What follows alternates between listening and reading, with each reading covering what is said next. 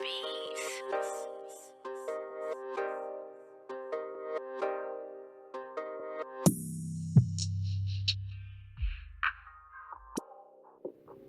What's up, YouTube? This is your boy Junior, aka Smoking Guns, out here in Tucson, Arizona, representing the Ultimate Fight Club. This is my new YouTube channel that I'm coming out with, where I'm going to be giving you all of the latest content and all MMA and boxing news and talk that is out right now. Okay, so like I said, this is going to be my new channel, and my new video that I'm coming up with is going to be on tonight's fight, November 3rd, Miguel Berchelt versus Mickey Roman, or Miguel Roman, whatever you want to call him, Mickey Roman. But this was a great, entertaining fight. This was actually halted or touted as supposed to be one of the fights of the year, and it really lived up to its name. Both of these fighters are really great fighters. They're like the gritty fighters, nitty fighters, really balls to the wall type of fighters where they just go for broke. And they literally went for broke, literally from round one all the way up to the ninth round, where homie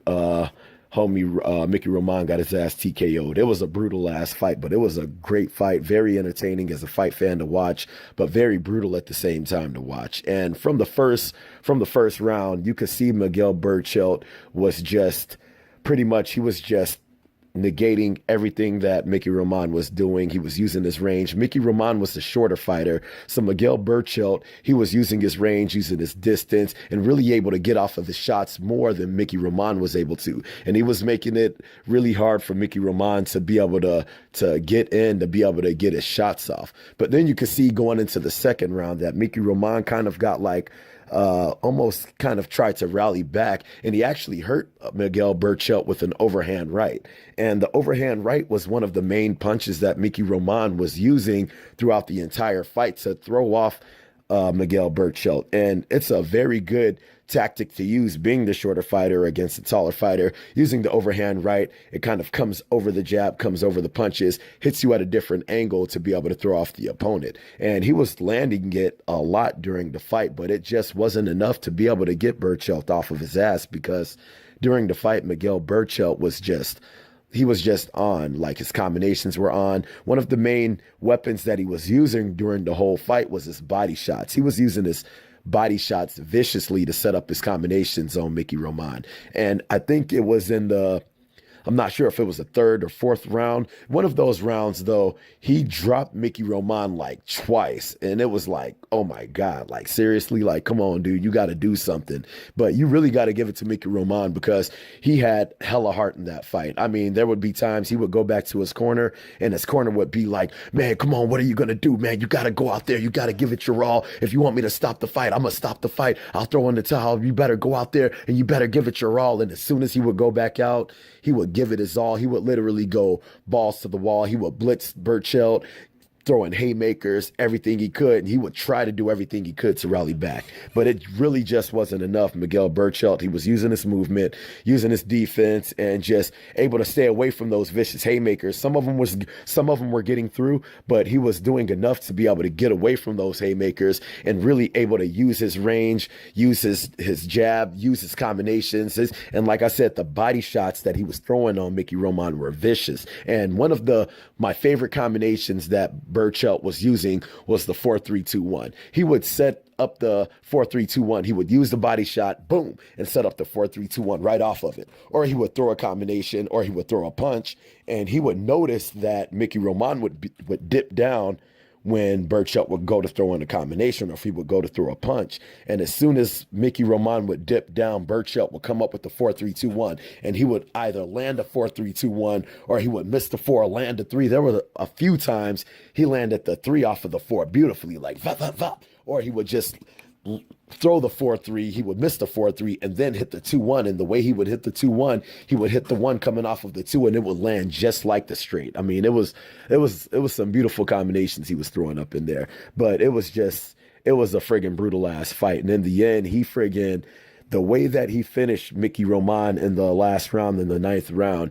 he set it up with the body shot. You could tell when he hit Mickey Roman with the body shot, homie was just effed up. Like, you could tell, like, oh, this dude's effed up. And as soon as he hit him with the body shot, he hit this fool with a combination like that ultra combo, like friggin' Killer Instinct, man. Like, for those of you who know Killer Instinct. But man, it was friggin' vicious, man. It was bad. But at the same time, like, you have to give Mickey Roman his props, man. The dude has heart like no other, you know? I mean, you got to give him his props. He went in there, he dug deep, he tried to rally back, he tried to it was almost like he was trying to like stage one of those late comebacks, like trying to knock him out, you know, trying to knock him out. But he just couldn't, man. Miguel Berchelt was just digging those body shots. Those body shots were really hurting Mickey Roman. And off those body shots, the combinations that he was throwing off of the body shots, digging him into the head, it was just brutal. And I was glad that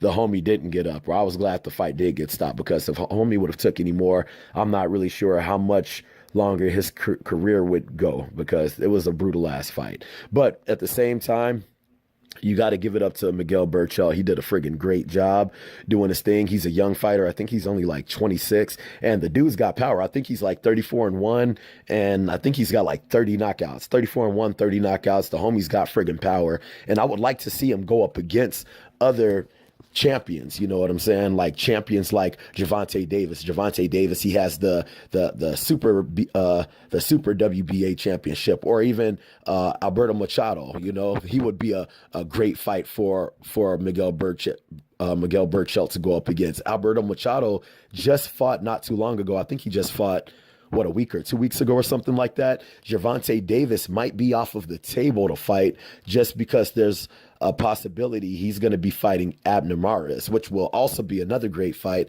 And I'll be covering a video on that fight. As soon as the fight is official, then I'll cover a video on that fight. But I think he'll be off the table because of that. But even if he can go up against Alberto Machado for the WBA regular, that would be a great fight. Or even if he went up against Tevin Farmer for the friggin' IBF, that would be a friggin' great fight. You know, even though Tevin Farmer, I think he's on DAZN, and Berchelt, he's on ESPN. But, you know, like, I mean, those would be great fights. And that's kind of sucks with all these guys being on different networks, where it's going to be harder for these fights to get made. But if those fights could get made, those would be friggin' great fights for the friggin' division. And I'm not really sure who has the IBO or the WBO in those divisions, but it would be good just to see Miguel Berchelt. I would like to see him fight Gervonta Davis or Alberto Machado. Those would be friggin' great fights. Or if he could fight a guy like Tevin Farmer, that would be a great fight. But I would really like to see these guys unifying in their division. That would be friggin' great.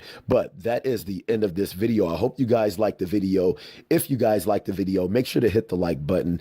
If you're not subscribed to the channel, make sure you subscribe to the channel. And if you have any kind of comments, any kind of questions, make sure to hit me up in the comment section. Hit me up with an email, and I'll be sure to get back at you guys, okay? So I hope you guys liked the video. Holla at your boy.